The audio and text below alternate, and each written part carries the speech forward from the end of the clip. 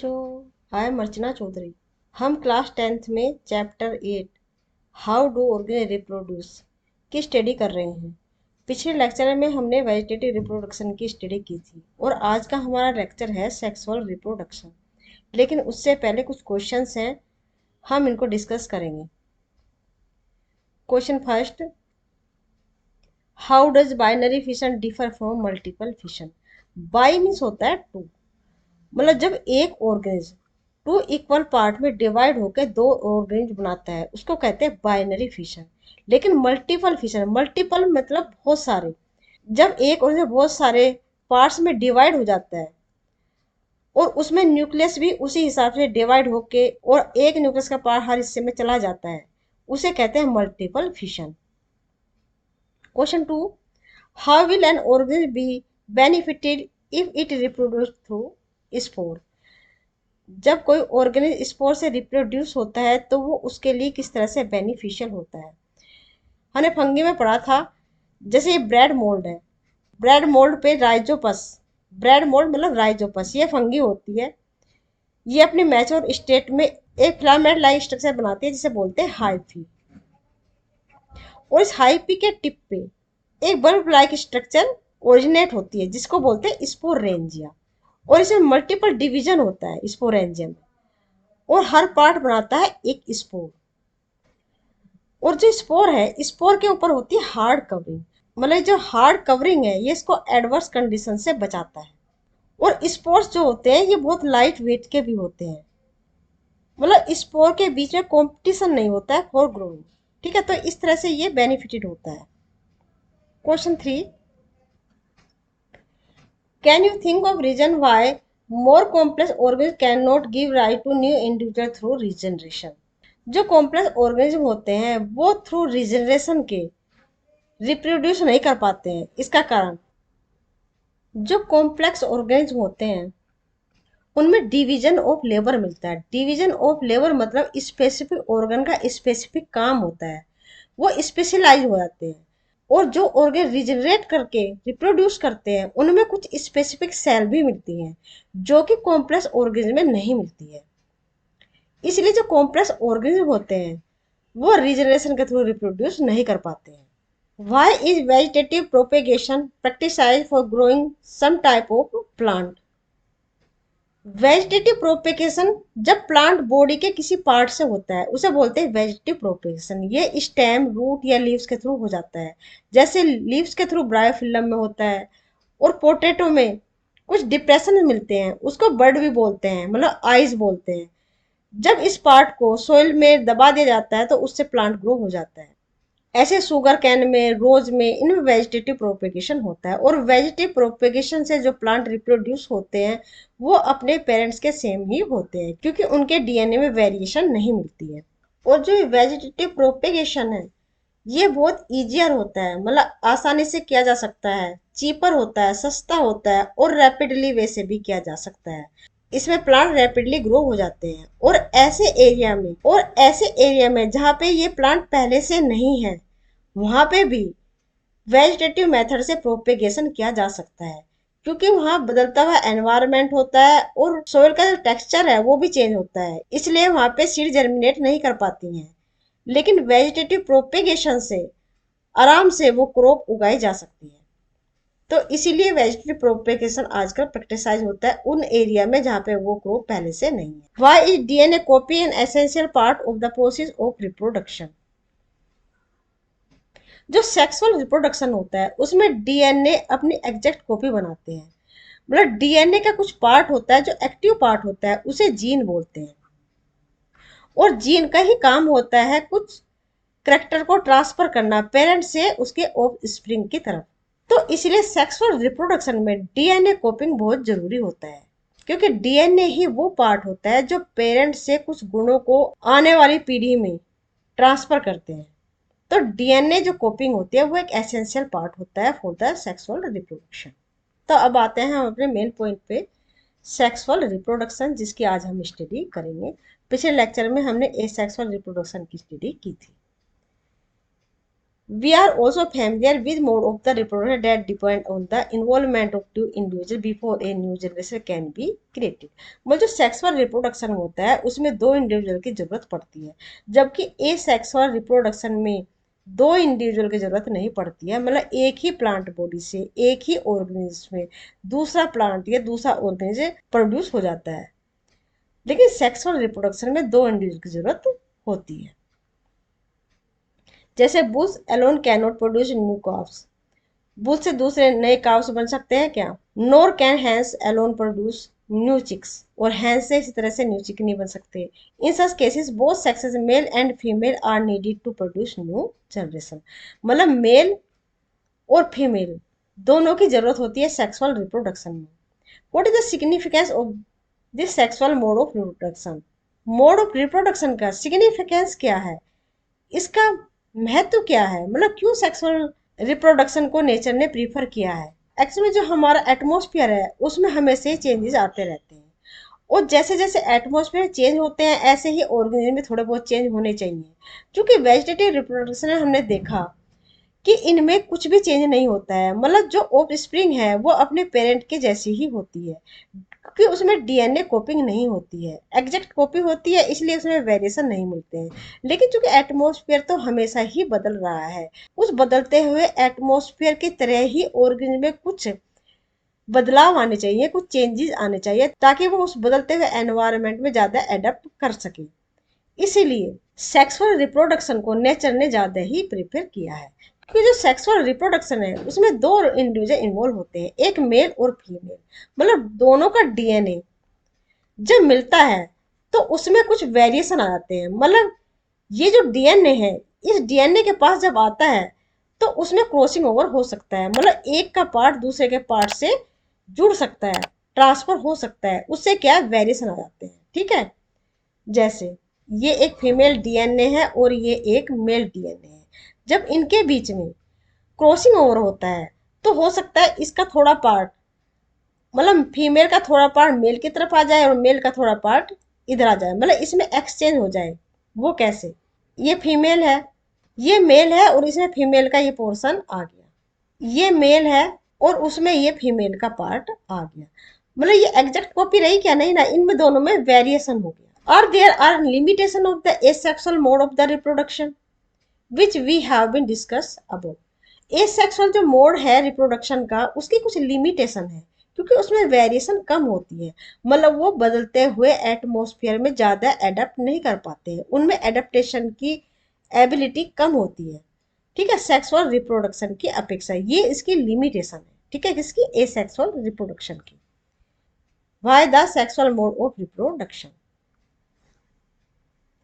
The creation of two new cells from one involves copying of the DNA as well as the cellular apparatus। जो cell होती है ना, ये cell है, इसके अंदर होता है बीच में न्यूक्लियस, और जो न्यूक्लियस है वो क्रोमोजोम का मिलके बना होता है, और क्रोमोजोम डीएनए से मिलके बना होता है। और सेल एपरेटस में बहुत सारे सेल ऑर्गेनिल्स आ जाते हैं, जैसे माइटोकॉन्ड्रिया है, ठीक है, लाइसोसोम है, राइबोसोम है, ये सब मिलके डीएनए कॉपिंग में हेल्प करते हैं। The DNA coping mechanism, as we have noted, cannot be absolutely accurate, and the resultant error are a source of variation in population of organisms। अभी हमने देखा, थोड़ी देर पहले देखा, जो डीएनए कॉपिंग होती है वो एग्जैक्ट सिमिलर नहीं होती है, क्योंकि जब दो चीज पास पास आती हैं, जब दो डीएनए पास पास आते हैं, एक मेल का और एक फीमेल का, इसमें कुछ क्रॉसिंग ओवर हो जाते हैं। मतलब एक का पार्ट दूसरे के पार्ट से जुड़ जाता है, तो इससे क्या है, डीएनए में वेरिएशन आ जाती है। Every individual organism can not be protected by variation. जब ये वेरिएशन होती है तो सभी जितने इंडिविजुअल बने हैं वो सब इंडिविजुअल इससे प्रोटेक्ट हो, ये जरूर नहीं है। मतलब वेरिएशन हार्मफुल हो सकते हैं, और ये हार्मफुल वेरिएशन की वजह से वो ऑर्गेनिज्म डाई हो सकता है। But in a population, variation are useful for ensuring the survival of the species। अभी हमने देखा था कि एटमॉस्फेयर हमेशा ही चेंज होता रहता है, मतलब उसमें वेरिएशन होते रहते हैं, इसलिए डीएनए में वेरिएशन होना भी जरूरी है, ताकि उस बदलते हुए एटमॉस्फेयर में वो अपने आप को ज्यादा से ज्यादा अनुकूल कर सके। ठीक है, लेकिन ये जो वेरिएशन होते हैं वो बहुत ही माइन्यूट क्वांटिटी में होते हैं, बहुत धीरे धीरे वेरिएशन होते हैं, और ये सभी वेरिएशन एक्यूमुलेट होते रहते हैं। मतलब एक पीढ़ी के बाद दूसरी पीढ़ी में जब वेरिएशन आते हैं तो ये एक्यूमुलेट होते रहते हैं, जिससे एक लंबे समय के बाद एक नया ऑर्गेनिज्म ही बन जाता है, जो कि उस बदलते हुए एटमॉस्फेयर में ज्यादा अडेप्ट कर सकता है। It would therefore make sense if organisms come up with reproductive mode that allow more and more variation to be generated. While DNA coping mechanisms are not absolutely accurate, they are precise enough to make the generation of variation a fairly slow process। मतलब ये बहुत ही slow process होता है, और धीरे धीरे जो variation है वो एक्यूमुलेट होते रहते हैं, मतलब इकट्ठे होते रहते हैं। If the DNA copying mechanism were to be less accurate, many of the resultant DNA copy would not be able to work with the cellular apparatus and would die। मतलब जो ये वेरिएशन हुए हैं वो बहुत कम एक्यूरेट हैं, तो जो रिजल्टेंट डीएनए कॉपिंग होते हैं वो वर्क नहीं कर सकते अपने सेलुलर एपरेटस के साथ। सेलुलर एपरेटस मतलब जितने भी सेल ऑर्गेनेल्स हैं वो सब इनको हेल्प करते हैं डीएनए कॉपिंग में। डीएनए कॉपिंग में कैसे हेल्प करते हैं, जो राइबोसोम होते हैं ना वो प्रोटीन सिंथेसिस का काम करते हैं, और प्रोटीन जो है अमीनो एसिड की बनी होती है, और जो अमीनो एसिड है वो अमीनो एसिड बनती है जो बेसिस प्रेजेंट होते हैं ना इस पे डीएनए पे, उसके तीन बेस से मिलके एक अमीनो एसिड बनती है, जैसे ए सी टी यू या जी, इनके तीन से मिलकर बनती है एक अमीनो एसिड। और जो माइटोकॉन्ड्रिया है वो पावर हाउस है, मतलब उससे एनर्जी लिबरेट होती है, और जो पॉइजन्स बनते हैं ना उससे लाइसोसोम खत्म करता है। इसका मतलब पूरे मैकेनिज्म एक साथ मिलकर काम करती है। और जो कि डीएनए कॉपिंग अगर एक्यूरेट नहीं है तो वो अपने सेलुलर एपरेटस के साथ काम नहीं कर सकती, इसीलिए जो ऑर्गेनिज्म है वो डाई हो जाता है। So how can the process of making variant be speeded up? Each new variation is made in DNA coping that already has variation accumulated from previous generation। मतलब धीरे धीरे जितने भी डीएनए कॉपिंग में जितनी वेरिएशन आई है वो धीरे धीरे जनरेशन टू जनरेशन एक्यूमुलेट होते रहते हैं। Thus two different individual in a population would have quite different pattern of accumulated variation. इस तरह से क्या होता है, जो ऑर्गेनिज्म है वो दूसरे ऑर्गेनिज्म से डिफरेंट हो जाते हैं, क्योंकि उनमें जो वेरिएशन है बहुत सारी वेरिएशन है वो एक्यूमुलेट हो चुकी होती है। Since all of these variation are in living individual it is assured that they do not have any really bad effect. मतलब ये इंश्योर होना चाहिए कि जो बदल रहा है ना डीएनए, डीएनए में जो वेरिएशन हो रही है उसका इफेक्ट बैड नहीं है। कंबाइनिंग वेरिएशन फ्रॉम टू और मोर इंडिविजुअल वुड दस create new combination of variant. जब दो इंडिविजुअल मिलके एक इंडिविजुअल ऐसा क्रिएट करते हैं जिसे बहुत सारी वेरिएशन होते हैं तो उससे एक न्यू वेरिएंट डेवलप होता है, न्यू वेरिएंट डेवलप होता है। Each combination would be novel since it would involve two different individual, क्योंकि इसमें दो अलग अलग इंडिविजुअल इन्वॉल्व होते हैं। The sexual mode of reproduction incorporates such a process of combining DNA from two different individuals during reproduction. But this creates a major difficulty if each new generation is to be the combination of the DNA copying from two pre-existing individuals, then each new generation will end up having twice the amount of the DNA that the previous generation had। मतलब अगर ये हमेशा DNA की कॉपिंग होती रही, मतलब ये DNA की कॉपिंग हुई दूसरे डीएनए की कॉपिंग हुई, ठीक है, तो ट्वाइस हो गए, दूसरी जनरेशन में 4n हो जाएंगे, 2n एंड 2n 4n हो जाएंगे। तो इस तरह से तो ये हमेशा ही बढ़ते रहेंगे। लेकिन ऐसा नहीं है, जो मियोसिस डिवीजन होता है ना वो सेक्सुअल रिप्रोडक्शन के दौरान होता है, मतलब ये मेल और ये फीमेल, ठीक है, जब इनके डीएनए कॉपिंग होती है तो जाइगोट बनने से पहले इसमें डिवीजन होता है मियोसिस, मतलब उसमें एन नंबर ऑफ क्रोमोजोम रह जाते हैं, ठीक है ना, मतलब हैप्लॉइड आधे नंबर क्रोमोजोम रह जाते हैं। मतलब जो डीएनए कॉपी हुई ना दोनों सेल में आधे आधे चले जाते हैं। मतलब एक सेल जब डिवाइड होती है ना मियोसिस से तो दो सेल बनती है, एक कॉपी डीएनए की जाती है एक सेल में, दूसरी कॉपी दूसरी सेल में चली जाती है, मतलब ये हाफ हाफ हो जाते हैं। जब इसमें रिप्रोडक्शन होता है तो जाइगोट बनता है, जाइगोट बनता है, दोनों सेल से मिलके जो सेल बनती है ना उसे जाइगोट बोलते हैं, और उसमें फिर 2n नंबर ऑफ क्रोमोजोम हो जाते हैं। मतलब डिप्लॉयड क्रोमोजोम हो जाते हैं। इस तरह से जनरेशन टू जनरेशन जो डीएनए अमाउंट है ना वो मेंटेन रहती है। This is likely to mess up the control of the cellular apparatus by the DNA.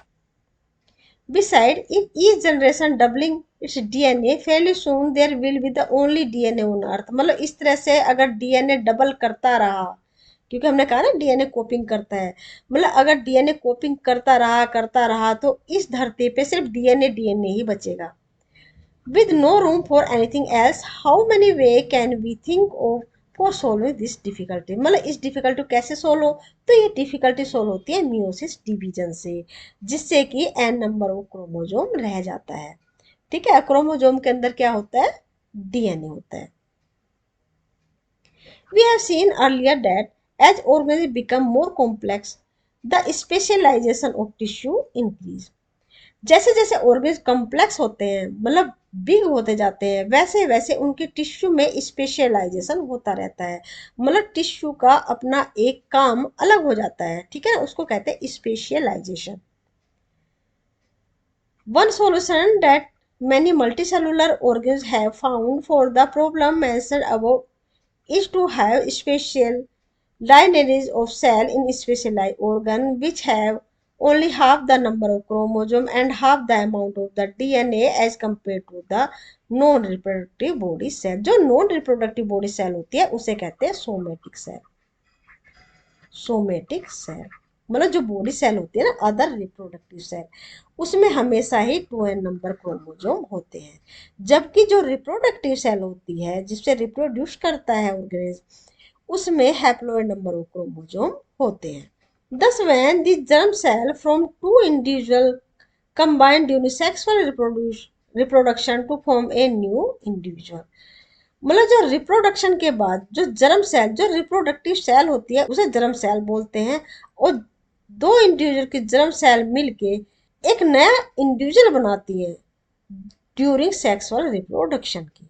It resultant is री establishment of number of chromosome and the DNA content in the new generation. इसका मतलब क्या है कि जो chromosome present है mail और female के अंदर, वो दोबारा से री एस्टेब्लाइज होते हैं, मतलब दोबारा से एक तरह से उनमें फॉर्मेशन होता है, थोड़ा सा एक्सचेंज होगा, थोड़ा सा डिलीशन होगा, थोड़ा सा एडिशन होके, तो उसे एक नया कॉम्बिनेशन बनता है, और जो डीएनए कंटेंट है उसमें भी री एस्टेब्लिशमेंट होती है। If the zygote is to grow and develop into an organism which has highly specialized tissue and organ, जो जाइगोट बना ना, जो हमने देखा मेल और फीमेल सेल के फ्यूजन से जो जाइगोट बना, इसमें फिर आगे डिवीजन होते हैं जो आगे चल के स्पेशलाइज्ड टिश्यू और ऑर्गन्स को बनाता है। then it has to have sufficient stores of energy for doing this।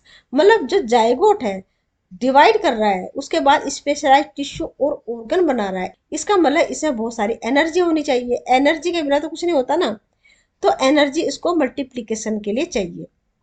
तो इसलिए दो स्पेशलाइज सेल होती है, एक एक्टिव होती है और एक इनएक्टिव होती है। जो इनएक्टिव होती है उसमें कम से कम सेल ऑर्गेनेल्स मिलते हैं ताकि जो एनर्जी की खपत है वो कम से कम हो सके, उसको कहते हैं मेल गैमिट। मेल गैमिट ये मोटाइल होता है, मोटाइल मतलब इसमें मूवमेंट की कैपेसिटी होती है, ये मूव करता है। दूसरी सेल जो होती है वो फीमेल गैमिट की होती है, उसमें ज़्यादातर सेल ऑर्गेनिल्स होते हैं ताकि एनर्जी प्रोड्यूस करने के लिए सेल एपरेटस हो, ताकि एनर्जी मिल सके। और ये नॉन मोटाइल होता है, मतलब इसमें मोटाइल मूवमेंट, मतलब इसे मूवमेंट की कैपेसिटी कम से कम होती है। ये लार्ज सेल होती है जबकि मेल गैमिट स्मॉल सेल होते हैं। It very sim In very simple organs, it is seen that the two germ cells are not very different from one another. जो सिंपल ऑर्गन्स होते हैं ना उनमें दोनों सेल अलग अलग डिफ्रेंशिएट हो, ये जो सिंपल ऑर्गन्स होते हैं उनमें दोनों सेल अलग अलग डिफ्रेंशिएट नहीं होती हैं, बहुत कम होती हैं, और मे इवन बी सिमिलर, और ये सिमिलर भी होती हैं। But as the body design become more complex, लेकिन जैसे जैसे बॉडी कॉम्प्लेक्स होती जाती है, बिग ऑर्गन्स बनते जाते हैं, the germ cell also specialise, जो जर्म सेल होती हैं मतलब मेल एंड फीमेल गैमेट जो होते हैं वो भी स्पेशलाइज होते चले जाते हैं। Once Germ cell is large and contain the food store while the other is smaller and likely to be motile. मतलब एक जर्म सेल मतलब फीमेल जर्म सेल जो होती है वो लार्जर साइज की होती है और उसमें फूड स्टोर ज़्यादा होता है, मतलब सेल एपरेटस इसमें ज़्यादा मिलते हैं जो कि एनर्जी को जनरेट करते रहते हैं for the female gamete. While the other smaller, जबकि मेल गैमिट होता है वो स्मॉलर होता है लेकिन इसमें मोटाइल कैपेसिटी होती है, मोटाइल मतलब मूवमेंट की कैपेसिटी होती है। And the germ cell containing the store food is called the female gamete. Conventionally, the motile germ cell is called the male gamete and the germ cell containing the stored food is called the female gamete। मतलब जो जिसमें store food होता है उसे female gamete कहते हैं और जिसमें स्टोर फूड कम से कम होता है उसे मेल गैमेट बोलते हैं। We shall see in the next few sections how the need to create these two different type of the gamete give rise to difference in the male and female reproductive organ and in some cases differences in the bodies of the male and female organs। पिछले lecture में हमने पढ़ा था कि sexual reproduction क्या होता है, ये एसेक्सुअल रिप्रोडक्शन से किस प्रकार अलग है। जो एसेक्सुअल रिप्रोडक्शन होता है एक्चुअल में उसमें वन पेरेंट की जरूरत पड़ती है, मतलब एक ही पेरेंट रिप्रोड्यूस होके बिल्कुल अपने जैसे दूसरी प्रोजनी को पैदा करते हैं, मतलब ये आपस में क्लोन होते हैं, मतलब एग्जैक्ट कॉपी होते हैं। जबकि सेक्सुअल रिप्रोडक्शन में टू पेरेंट्स की जरूरत होती है। तो आज का हमारा टॉपिक है sexual reproduction in flowering plant. Flowering plant मतलब एंजियोस्पर्म। जैसे सबसे पहले आते हैं एल्गी, फिर आते हैं फंगाई, फिर आता है ब्रायोफाइटा, फिर टेरिडोफाइटा, फिर जिम्नोस्पर्म, उसके बाद होता है एंजियोस्पर्म। जो एंजियोस्पर्म होते हैं ना सिर्फ वही फ्लोवरिंग प्लांट होते हैं, मतलब उसमें ही फ्लोवर बनते हैं। The reproductive parts of angiosperm are located in flower. जो रिप्रोडक्टिव पार्ट होता है ना एंजियोस्पर्म का वो फ्लोवर में लोकेटेड होता है। ये एक फ्लोवर दिया है, जो इसकी बाहर की जो लीफ होती है उसको कहते हैं सेपल और जो अंदर की ब्राइट कलर की होती है उसको कहते हैं पेटल। और सेपल और पेटल के अंदर होते हैं रिप्रोडक्टिव पार्ट, मतलब पहले होता है मेल रिप्रोडक्टिव पार्ट उसको कहते हैं स्टेमन, ये है स्टेमन। और उसके अंदर सेंटर में होता है फीमेल रिप्रोडक्टिव ऑर्गन उसको कहते हैं कार्पेल, ये है कार्पेल। इसकी एक और अच्छे से इमेज देखते हैं, ये है, ये जो बाहर के है ना, ये जो बाहर की लीफ है इसको कहते हैं sepal.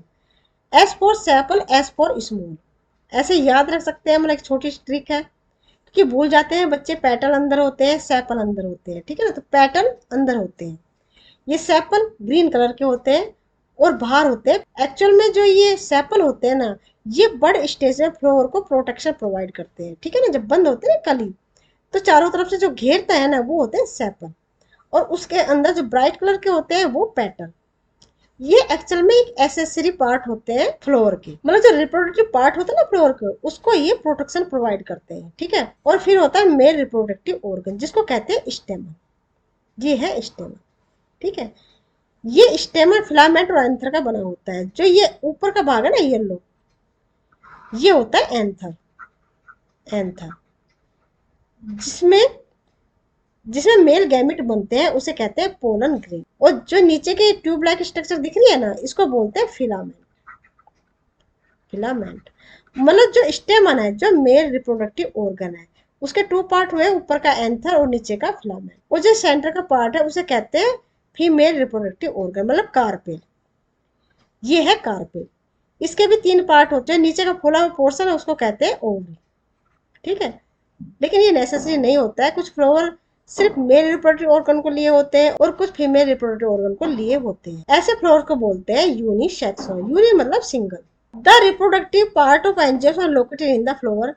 You have already studied the different part of the flower, sepal, petal, stamen and carpel. Stamen and carpels are the reproductive part of the flower. तो स्टेमन और कार्पेल रिप्रोडक्टिव पार्ट होते हैं किसी flower के, ठीक है ना। Which contain the germ cell, इसके अंदर ही जर्म सेल होती है। जर्म सेल मतलब जो फीमेल जर्म सेल होती है उसे एग बोलते हैं और जो मेल जर्म सेल होती है उसे पोलन ग्रेन बोलते हैं। वो ओवरी के अंदर होते हैं, ये ओवरी है ना, ओवरी के अंदर ओव्यूल होता है, ओवरी। ओवरी के अंदर होता है ओव्यूल, ठीक है, और ओव्यूल के अंदर होता है egg. What possible flora could the petal and sepal serve? The flower may be unisexual, uni मतलब होता है सिंगल, सेक्सुअल मतलब जिसके अंदर सिर्फ एक सेक्स हो, मतलब मेल हो या फीमेल हो। इसके एग्जाम्पल है पपाया और वाटरमेलन, ठीक है ना। व्हेन इट कंटेन आइदर स्टेमल और कार्पेल, मतलब ये तो या तो स्टेमल के बने होते हैं या कार्पेल के बने होते हैं। स्टेमल मतलब मेल रिप्रोडक्टिव ऑर्गन के, कार्पेल मतलब फीमेल रिप्रोडक्टिव ऑर्गन के। या ये हो सकते हैं बाइसेक्सुअल, मतलब दो टाइप के हुए, एक यूनिसेक्सुअल और दूसरा हुआ बाइसेक्सुअल फ्लोर। बाई मतलब टू, बोथ। इसका एग्जाम्पल है हैबिस्कस, मस्टर्ड। हैबिस्कस मतलब जो गुड़हल के फ्लोर होते हैं ना वो, और मस्टर्ड मतलब सरसों। When it contains both stamen and carpel, मतलब इसमें दोनों होते हैं, stamen and carpel. Stamen male reproductive organ भी होता है और फीमेल रिप्रोडक्टिव ऑर्गन भी होता है, इसको बोलते हैं बाइसेक्सुअल। यूनिसेक्सुअल का एग्जांपल क्या बताए थे, पपाया और वाटरमेलन, और भी बहुत सारे होते हैं ऐसे बाइसेक्सुअल के, hibiscus and mustard. Stamen is the male reproductive part and it produce pollen grain. Pollen grain मतलब male gamete that are yellowish colour. जो येलोविश कलर के होते हैं, जब हम स्टेमन को टच करते हैं ना, तो जो येलोविश पाउडर से हाथ पे लग जाता है ना, वो होते हैं pollen grain. You must have seen this yellowish powder that of stick to our hand if we touch the stamen of a flower. Carpel is present in the center of a flower and is the female reproductive part. और जो carpel होता है वो centre part होता है flower का, उसको बोलते हैं female reproductive part. It is made of three parts. The solar bottom part is ovary, middle elongated part is style and the terminal part which may be sticky is the stigma। मतलब ये part जो होता है ना इस तरह से, ये और ये स्टिग्मा, ये स्टाइल और ये ओवरी, तीन पार्ट का मिलकर बना होता है कार्पेल। कार्पेल मतलब फीमेल रिप्रोडक्टिव ऑर्गन। इसकी एक इमेज देखते हैं। ये है स्टिग्मा ऊपर का ये, और ये स्टाइल, स्टिग्मा के ऊपर पोलन ग्रेन आके चिपकता है, और जो इलोंगेटेड पार्ट है ना ये स्टाइल, और ये जो फूला हुआ पोर्शन है इसको बोलते हैं ओवरी। ओवरी के अंदर होते हैं ये ओव्यूल, ठीक है ना। और इसके अंदर होता है एग एपरेटस, मतलब एग होता है। The ovary contain ovule and each ovule has an egg cell, मतलब ओव्यूल के अंदर एग सेल होती है। एग सेल मतलब फीमेल गैमिट, ठीक है ना। एग सेल मतलब female gamete. The male germ cells produce by pollen grain, जो मेल जर्म सेल होते हैं वो होती है पोलन ग्रेन, और प्रोड्यूस होते हैं स्टेमन से, ठीक है, मतलब एंथर के अंदर बनते हैं pollen grain. Pollen grain fuse with female gamete present in ovule. Ovule के अंदर हमने क्या बताया था, एग होता है। एग मतलब फीमेल गैमिट, ठीक है ना, और मेल गैमिट मतलब पोलन ग्रेन। तो जो पोलन ग्रेन है वो फ्यूज होते हैं फीमेल गैमिट से, मतलब ओव्यूल के अंदर जो एग प्रेजेंट है उससे। ये देखते हैं, देखो ये है स्टिग्मा, ये है स्टिग्मा, ये है pollen grain.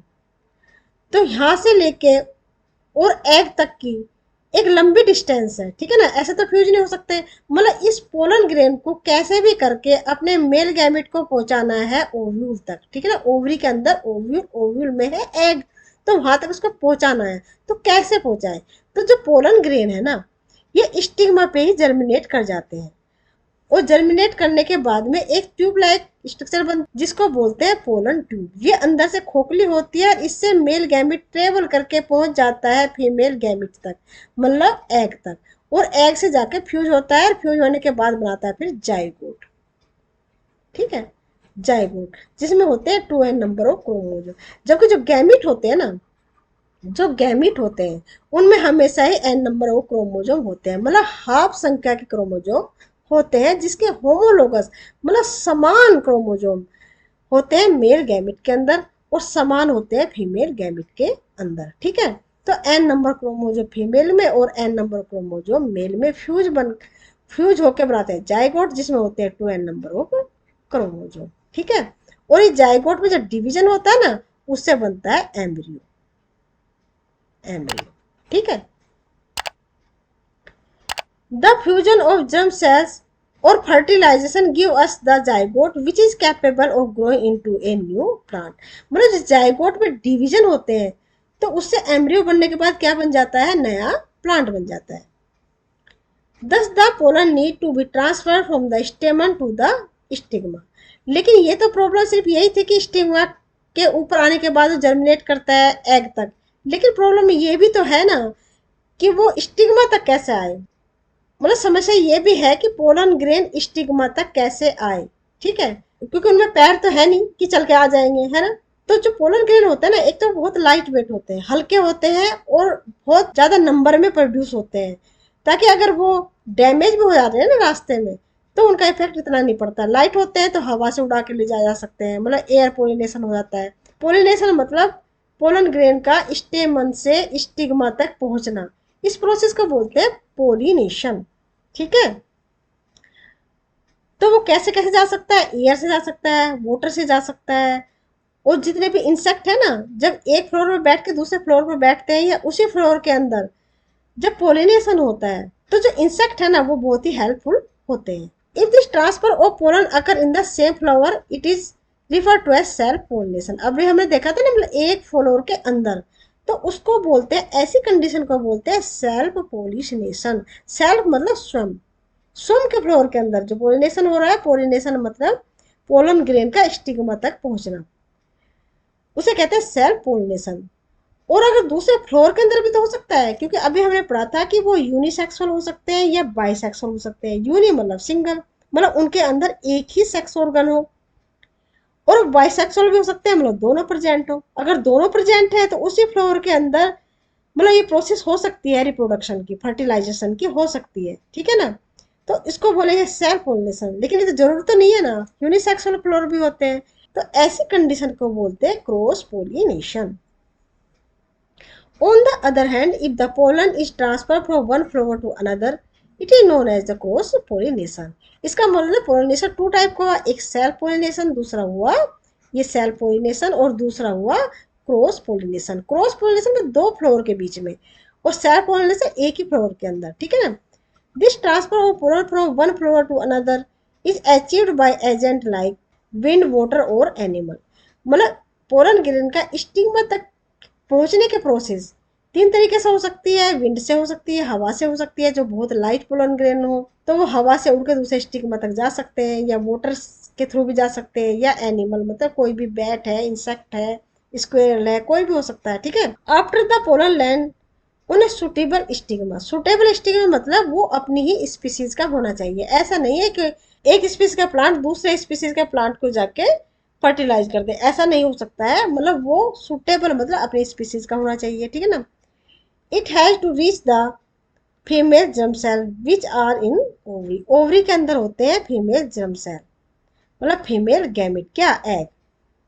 For this egg tube grow out of the pollen grain and travel through the style to reach the.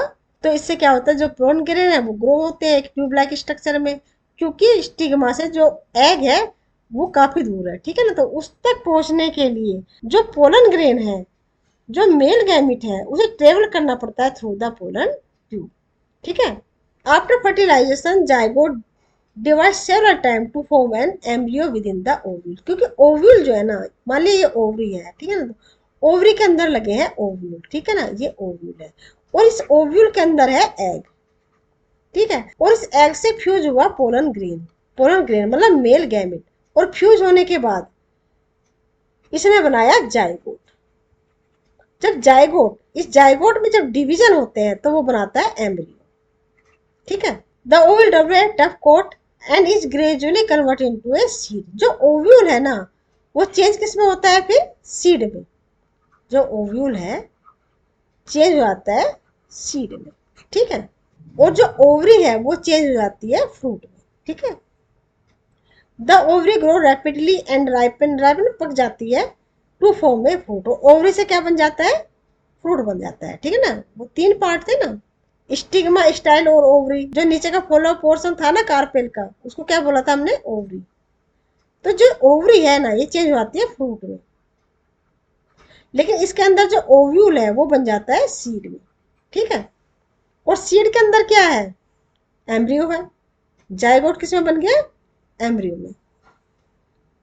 Meanwhile the petal, sepal, स्टेमन, style and stigma में श्रिव एंड फॉलो, मतलब जितने भी बाकी जितने भी एसेसरी पार्ट थे ना उसके फ्लावर के, वो सब शेड ऑफ हो जाते हैं, मतलब गिर जाते हैं। Have you ever observe any flower part still persisting in the fruit?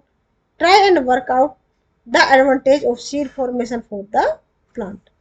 मतलब कुछ प्लांट ऐसे भी होते हैं, मतलब कुछ फ्रूट ऐसे भी होते हैं जिसमें सिर्फ ओवरी नहीं, जो फ्रूट का अदर पार्ट है वो भी पार्टिसिपेट करते हैं, और ऐसे फ्रूट को बोलते हैं फास्ट फ्रूट।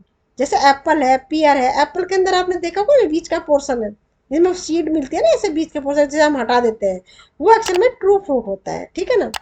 और बाकी का जो पोर्शन होता है ना, वो फ्लोर का अदर पार्ट होता है। ऐसे पियर होता है, वो भी फास्ट फ्रूट में आता है।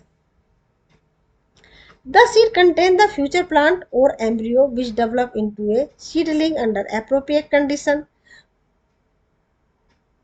मतलब जो सुटेबल कंडीशन होती है ना सीड को जर्मिनेट करने के लिए, ऐसी कंडीशन में सीड जर्मिनेट कर जाती है। This process known as germination, और इस प्रोसेस को क्या बोलते हैं? जर्मिनेशन। जैसे ये है ना, ये एक सीड को जर्मिनेट किया है ना। जर्मिनेशन के बाद जो ऊपर का पोर्शन बनता है ना उसे प्लूम्यूल बोलते हैं, और जो नीचे का पोर्शन होता है उसे रेडिकल बोलते हैं। प्लूम्यूल से सूट बनता है, मतलब स्टेम बनता है, और जो नीचे का जो पोर्शन है रेडिकल, इससे रूट बनती है, ठीक है ना। तो जर्मिनेशन का प्रोसेस दिखा रखा है, और जो ये बाहर के पोर्शन ये दिख रही है ना, ये होती है कोटी लीडर, इसको कहते हैं कोटी लीडर। और इसमें फूड स्टोर होता है। जैसे ये ग्राम चना है ना, तो इसके जो दो पार्ट आपको दिख रहे हैं ना, ये है कोटी लीडर। ये activity 8.7, soak a few seed of the Bengal gram चना, है ना, एंड कीप देम ओवरनाइट। क्या करते हैं जब चने को जर्मिनेट करते हैं तो उसे पानी में भिगो के रखते हैं ना, घर में खाते भी है ना चने को जर्मिनेट करने के बाद। चना बहुत ही पौष्टिक होता है, और उसे रात में मतलब ओवरनाइट उसे भिगो देना चाहिए। Drain the excess water and cover the seeds. जो एक्सेस वाटर होता है ना फूलने के बाद चने को, उसे थ्रो कर देते हैं, फेंक देते हैं। Cover the seed with A wet cloth, मतलब जो एक्सेस वाटर है वो निकाल देते हैं, उसके बाद उसे एक गीले कपड़े से ढक देते हैं। जितनी भी सीड है ना, सोक की हुई seed, water soak, and leave them for a day, और एक दिन के लिए छोड़ देते हैं। Make sure that the seed do not become dry, मतलब जो सीड है ना वो ड्राई नहीं होनी चाहिए, उसे बार बार उसे मॉइस्चर करना चाहिए, मतलब पानी छिड़कना चाहिए। Cut open the seeds carefully and observe the different part. वो जो सीड है ना वो जर्मिनेट कर जाएंगे, जर्मिनेट करने के बाद इस तरह से कट करते हैं, और फिर इसके पोर्शन को ये देखते हैं। Compare your observation with the fig 8.9 and see if you can identify all the part. ठीक है बच्चा, तो ये था आज का टॉपिक। उम्मीद करती हूँ कि आपको बहुत अच्छे से समझ में आया होगा। अगर समझ में आया है तो चैनल को सब्सक्राइब करें, लाइक और शेयर करना ना भूलें। आज का हमारा टॉपिक है रिप्रोडक्शन इन ह्यूमन बीइंग, मतलब हम ह्यूमन बीइंग में रिप्रोडक्शन कैसे होता है इसके बारे में स्टडी करेंगे। So far we have been discussing the variety of mode that different species use for reproduction. Different species reproduction का कौन सा मोड यूज करती है उसमें हम डिस्कसिंग कर रहे हैं। Let us now look at the species that we are most interested in, namely humans. Human use a sexual mode of reproduction। जो ह्यूमंस होते हैं वो सेक्सुअल रिप्रोडक्शन का जो मोड होता है उसे यूज करते हैं, क्योंकि मेल और फीमेल दो इंडिविजुअल पार्टिसिपेट करते हैं, उसमें टू पेरेंट्स अलग अलग होते हैं। How does this process work? Let us begin at an apparently unrelated point. All of us know that our body change as we become older। मतलब जैसे जैसे हम बड़े होते हैं हमारे बॉडी में कुछ चेंजेस होते हैं। आवर हाइट इंक्रीज, हमारी लंबाई बढ़ती है। From class second to class tenth, class tenth इसमें दे रखी है, लेकिन क्लास टेंथ के बाद तक भी मतलब 90-20 तक हाइट बढ़ती रहती है। And so does our weight something too much, और जो हमारा वेट होता है वो भी बढ़ता है। We acquire teeth, we even lose the old, जो हमारे पुराने टीथ होते हैं जिसे दूध के दांत बोलते हैं वो लूज हो जाते हैं, उनकी जगह परमानेंट टीथ आ जाते हैं। So called milk teeth and acquire new, मतलब जो हमारे मिल्क टीथ होते हैं वो लूज हो जाते हैं, वो गिर जाते हैं, उनकी जगह आ जाते हैं permanent teeth. All of these are changes that can be grouped under the general process of growth. मतलब ये जितने भी चेंजेस हो रहे होते हैं उनको हम ग्रोथ कहते हैं, ठीक है। In which the body become larger. वैसे जो ग्रोथ होती है एक ग्रोथ होती है और एक डेवलपमेंट होता है। डेवलपमेंट, जो ग्रोथ होती है उसमें जो मास होता है ना, द्रव्यमान बॉडी का जो मास होता है वो बढ़ता है, मतलब वेट बढ़ता है, हमारे ऑर्गन का साइज बढ़ता है। लेकिन जो डेवलपमेंट होता है, डेवलपमेंट चारों तरफ से होता है, मतलब मेंटली और फिजिकली दोनों ग्रोथ आती है, उसे बोलते हैं development. But in early teenage year, a whole new set of changes occur that cannot be expressed simply as body enlargement. मतलब बच्चों की जो टीन एज ईयर होती है उसमें जो चेंजेस आते हैं वो सिंपली इनलार्जमेंट से संबंधित ही नहीं होते हैं। इंस्टेड इसके अतिरिक्त the appearance of the body changes, proportion changes, new feature appear and so do new sensation. इन सभी में चेंजेस आते हैं। Some of these changes are common to both boys and girl. कुछ चेंजेस ऐसे होते हैं जो बॉय और गर्ल में समान ही होते हैं, लेकिन कुछ डिफरेंट भी होते हैं। We begin to notice thing hair growing in new part of the body such as armpit. जैसे जैसे बच्चे बड़े होते हैं उनकी जो आर्म पिट होती है उसमें हेयर्स आने शुरू हो जाते हैं। एंड द जेनाइटल एरिया, और जो जेनाइटल एरिया होते हैं उसमें भी हेयर आने शुरू हो जाते हैं between the thigh, which can also become darker in colour. और ये जो है डार्क कलर के भी हो जाते हैं। Thinner hair can also appear on leg and arms. जो छोटे छोटे हेयर होते हैं जिन्हें रोम कहते हैं वो लेग और आर्म पे भी आने शुरू हो जाते हैं, as well as on the face, और फेस पे भी आ जाते हैं। फेस पे बहुत महीन होते हैं, जबकि बॉयज के फेस पे ज्यादा हेयर आने शुरू हो जाते हैं। The skin frequently become oily. वो जो स्किन होती है ना वो ऑयली हो जाती है, जिसकी वजह से पिंपल निकलने शुरू हो जाते हैं, क्योंकि जो ऑयल निकल रहा है ना उसमें जो डस्ट पार्टिकल है वो चिपक जाते हैं, जिससे जर्म्स होते हैं वो प्रोपेगेट करते हैं और पिंपल्स वहां पे निकल आते हैं। And we might begin to develop pimple. We begin to be conscious and aware of both our own bodies and those of the other in new way. और जो हम हैं, और और हम अपनी बॉडी के प्रति कॉन्शियस होना शुरू कर देते हैं, अपनी बॉडी के नहीं, जो दूसरे की बॉडी के प्रति भी हम कॉन्शियस होना शुरू हो जाते हैं। On the other hand there are also changes taking place that are different between boys and girl. लेकिन कुछ ऐसे डिफरेंस भी होते हैं जो बॉय और गर्ल में अलग अलग होते हैं।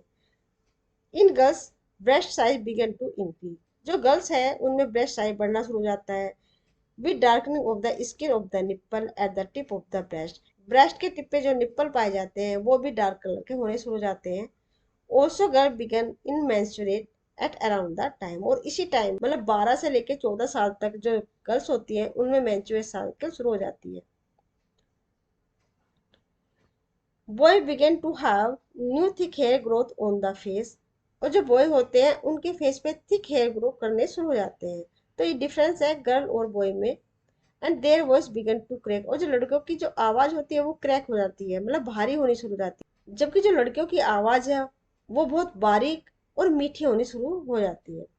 Further the penis occasionally begin to become enlarge and erect. और जो लड़कों का जो पेनिस होता है वो इनलार्ज और इरेक्ट होना शुरू हो जाता है, either in day dream or at night. All of these changes takes place slowly over a period of months and year. जो चेंजेस हो रहे होते हैं ना लड़के और लड़की में, ये स्लोली होते हैं, कई महीने तक या इसमें साल लग जाते हैं। और इसमें वेरिएशन भी होती है, मतलब ऐसा नहीं जैसे स्पीड से एक पर्सन में हो रही है दूसरे पर्सन में भी उसी स्पीड से होगी, मतलब इसमें पर्सन टू पर्सन वेरिएशन मिलती है, ठीक है। All of these changes takes place slowly over a period of month and year. They do not happen all at the same time in one person, nor do they happen at an exact age. मतलब ऐसे नहीं एक ही as per सभी person में एक ही as पे changes देखने को मिलते हैं, मतलब उनका अलग अलग हो जाता है। जैसे मैच्योर साइकिल किसी को 12 में हो सकती है, किसी को 13 में और किसी को 14 में होती है। इसी तरह जो लड़कों में देखने को मिलते हैं सेकेंडरी सेक्सुअल करेक्टर, उनमें भी टाइम डिफरेंस होता है। In some people they happen early and quickly. कुछ पर्सन में तो बहुत जल्दी और बहुत पहले हो जाते हैं, मतलब कम एज में हो जाते हैं। While in other they can happen very slowly. लेकिन दूसरे में बहुत धीरे धीरे हो सकते हैं। Also each change does not become complete quickly either. So for example thick hair on the face in boy appear as a few scattered hair first. मतलब जो लड़कों में जो हेयर्स आने शुरू हो जाते हैं ना फेस पे, वो पहले क्या होते हैं स्केटर्ड होते हैं, मतलब कहीं कहीं पर आने शुरू हो जाते हैं। And only slowly does the growth begin to become uniform. उसके बाद जो है इनके ग्रोथ जो है ना यूनिफॉर्म हो जाती है, even so all the changes show differences between people just as we have differently shaped nose और फिंगर। जिस तरह से नोज और फिंगर सबके समान नहीं होती है ना, किसी का नाक लंबा होता है, किसी का छोटा होता है, ऐसे फिंगर में मतलब जो हमारे हैंड की शेप है या हमारे लेग की है या हमारे बॉडी की किसी भी ऑर्गन की शेप है, वो सब अलग अलग होती है ना सबकी। इसी तरह से सेकेंडरी सेक्सुअल करेक्टर डेवलपमेंट है वो भी सबका अलग अलग होता है, ये पर्सन टू पर्सन वेरी करता है। So also we have different pattern of hair growth और size and shape of breast और पेनिस। इसी तरह से जो हेयर ग्रोथ का जो पैटर्न होता है वो भी हर बॉयज में अलग अलग होता है, और साइज और शेप ब्रेस्ट और पेनिस का भी सब में अलग अलग होता है। All of this changes are aspect of the sexual maturation of the body. Why does the body show is why does the body show sexual maturation at this age? मतलब प्रश्न ये उठता है कि इसी एज पे सेक्सुअल मैच्योरेशन क्यों start होता है, मतलब 12 साल के बाद। एक्चुअली इससे पहले हमारी बॉडी में डेवलपमेंट हो रहा होता है अदर टू सेक्सुअल ऑर्गन। जब ये कंप्लीट होने को आता है उसके बाद नंबर आता है सेकेंडरी सेक्सुअल रिप्रोडक्शन के जो ऑर्गन है उनमें डेवलपमेंट हो। We have talked about the need for specialized cell type in multicellular bodies to carry out specialized function. Participate in sexual reproduction is another specialized function. And we have seen that plant develop special cell and tissue type to create them. और जो plant में हमने देखा कि special cell होती हैं जो tip पे होती हैं, स्टेम टिप पे होती हैं या बड्स में होती हैं, मतलब कुछ एरिया होता है जिसमें मल्टीप्लिकेशन पावर होती है। Human being also display special tissue for this purpose. और जो ह्यूमन बीइंग है उसमें भी एक स्पेशल टिश्यू होता है, मतलब रिप्रोडक्शन सिस्टम होता है जिससे रिप्रोडक्शन करते हैं। However, while the body of the individual organ is growing to its adult size, the resources of the body are mainly directed at achieving this growth. सबसे पहले जो इंडिविजुअल ऑर्गेन्स होता है उसके पास जितने भी रिसोर्सेस होते हैं वो उनको यूज करता है अपनी ग्रोथ के लिए, ठीक है। while that is happening the maturation of the reproduction not likely to be a major priority। इसे जो रिप्रोडक्शन सिस्टम है वो प्रायोरिटी में नहीं आता है। जब बॉडी अपनी ग्रोथ को अचीव कर लेती है उसके बाद रिप्रोडक्शन सिस्टम का डेवलपमेंट शुरू होता है। thus as the rate of general body growth began to show Thus as the rate of general body growth began to slow down, और जैसे ही general body growth slow down होता है तो reproductive tissue begin to mature, reproduction tissue जो होता है mature करना शुरू कर देता है। This period during adolescence is called puberty. और किशोरावस्थी की इस अवस्था को ही प्यूबर्टी बोलते हैं। So how do all the changes that we have talked about link to the reproductive process? We must remember that the sexual mode of the reproduction means that germ cells from two individuals have to join together। मतलब sexual reproduction का मतलब क्या है? To germ cell का fusion होना, मतलब male और female दोनों रिप्रोडक्टिव जो जर्म सेल है उनका फ्यूजन होता है जिससे बन जाता है जाइगोट। ठीक है, फर्टिलाइजेशन के बाद क्या बनता है? जाइगोट। मतलब एन नंबर क्रोमोजोम होते हैं गैमेट्स के अंदर, फ्यूजन के बाद 2n नंबर ऑफ जाइगोट बन जाता है, मतलब उसमें 2n नंबर ऑफ क्रोमोजोम मिलते हैं। जो मेल गैमिट होता है उसे स्पर्म बोलते हैं, स्पर्म। और जो फीमेल गैमिट होता है उसे एग बोलते हैं, मतलब स्पर्म और एग के मिलने से बनता है zygote. This can happen by the external release of the germ cell from the body of the individual as happen in the flowering plant. Flowering plant में क्या था, जो जर्म सेल है वो एक्सटर्नली रिलीज कर दिए जाते हैं और पोलिनेशन के थ्रू जो है वो स्टिग्मा तक पहुंचते हैं और वहां पे पोलन ट्यूब बनती है, वो जाती है ओवरी तक और वहां पे जाके फ्यूजन होता है मेल गैमिट और फीमेल गैमिट का। लेकिन ह्यूमन बीइंग में ऐसा नहीं होता है, or it can happen by two individuals joining their bodies together for intertransfer of the germ cell for fusion as happens in many animals। और कुछ में इंटरनल फर्टिलाइजेशन होता है जिसमें दो बॉडी पास पास आती हैं और जर्म सेल का उसमें फ्यूजन होता है। ह्यूमन बीइंग भी ऐसा ही है। If animal are to participate in the process of mating, their state of the sexual emission must be identifiable by other individual. पर दोनों इंडिविजुअल में, मेल और फीमेल में कुछ पहचान होती है अलग अलग, Many changes during puberty, such as new hair growth pattern, are signal that sexual maturity is taking place. तो जैसे हेयर ग्रोथ होती है, आवाज का क्रैक होना होता है, फीमेल मैच्योरेशन साइकिल होती है, ब्रेस्ट साइज बढ़ना होता है, ये सब सेकेंडरी सेक्सुअल करेक्टर हैं जिसमें डेवलपमेंट हो रहा होता है, जिससे पहचान पाते हैं कि ये मैच्योरिटी की तरफ बढ़ रहे हैं. On the other hand, the actual transfer of germ cells between two people need special organ for the sexual act.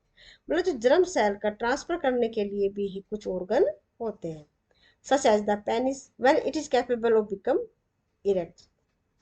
Penis के थ्रू स्पर्म को फीमेल गैमेट तक पहुंचाया जाता है. In members such as woman, the baby is carried in the mother body for a long period. जैसे woman होते हैं, woman की जो मदर में बहुत लंबे टाइम तक बेबी जो है यूट्रस में रहता है. And will be breast feed later. और जो ब्रेस्ट फीड करता है बाद में, जब बच्चा पैदा हो जाता है वो बाद में ब्रेस्ट फीड करता है. The female reproductive organ and breast will need to the mature the accommodate this possibility. Let us look at the system involved in the process of sexual reproduction. तो सेक्सुअल रिप्रोडक्शन में male reproductive system और female reproductive system आते हैं. तो इनकी एक बार हम fig को देख लेते हैं. ये है male reproductive system. Male reproductive system में ये टेस्टिस है. टेस्टिस मेल रिप्रोडक्टिव ऑर्गन होता है क्योंकि इसमें ही स्पर्म बन रहे होते हैं. तो मेन कौन सा होता है? टेस्टिस होता है. पेनिस नहीं होता है. पेनिस तो सिर्फ ट्रांसपोर्ट करता है स्पर्म को फीमेल के यूट्रस तक. ठीक है. ये है vast difference.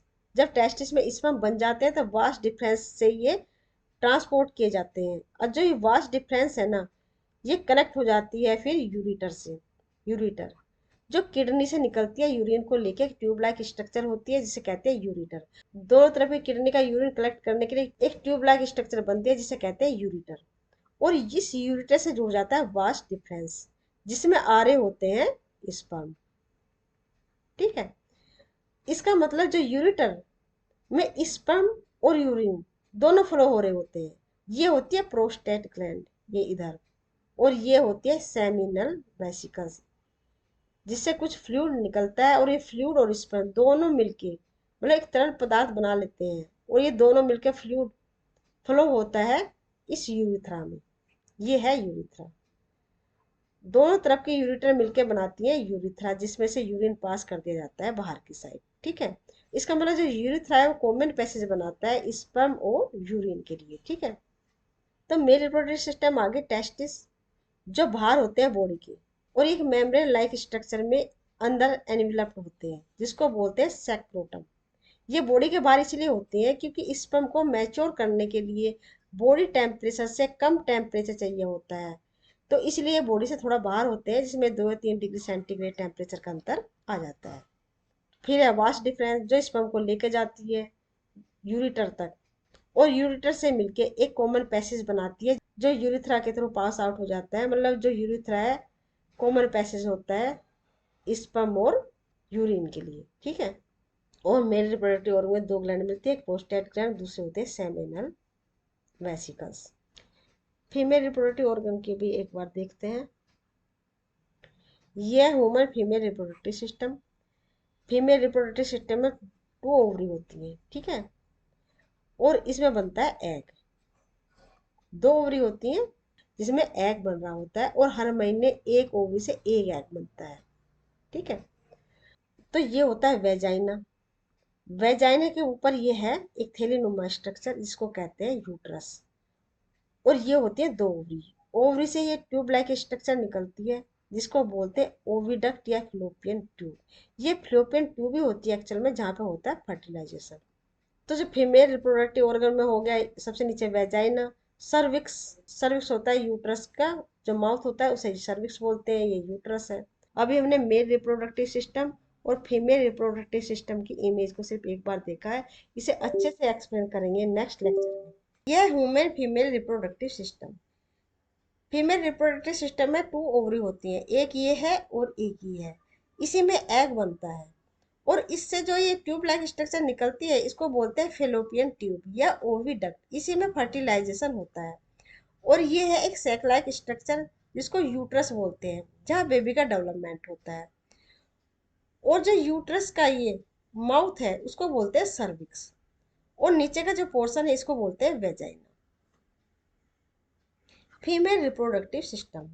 The female germ cells और egg are made in ovaries. जो फीमेल जर्म सेल है उसे एग बोलते हैं, जो ओवरी में प्रोड्यूस होता है। They are also responsible for the production of some hormone. इसमें कुछ हार्मोन भी रिलीज होते हैं, जिसमें प्रोजेस्ट्रोन है, एस्ट्रोजन है, ल्यूटिनाइजिंग हार्मोन है। एस्ट्रोजन और ल्यूटिनाइजिंग हार्मोन जो है मेंस्ट्रुएशन साइकिल को कंट्रोल करते हैं, और जो प्रोजेस्ट्रोन हार्मोन है ये कंसीव करने के लिए हेल्पफुल होता है। When a girl is born the ovaries already contain thousands of immature egg. जब बेबी गर्ल पैदा होती है तब भी बहुत सारे इमेच्योर एग जो है उसे प्रेजेंट होते हैं, क्योंकि म्यूसिस की एक स्टेज में जाके डेवलपमेंट ऑफ एग सस्पेंड हो जाता है, मतलब रुक जाता है। और जब बेबी गर्ल 12 ईयर की होती है उसके बाद ही एग का डेवलपमेंट बाद में प्रोसीड करता है। On reaching puberty some of this start maturing. और जैसे जैसे यौनावस्था आती है, प्यूबर्टी होती है, जो ये एग है ये मैच्योर होना शुरू हो जाता है।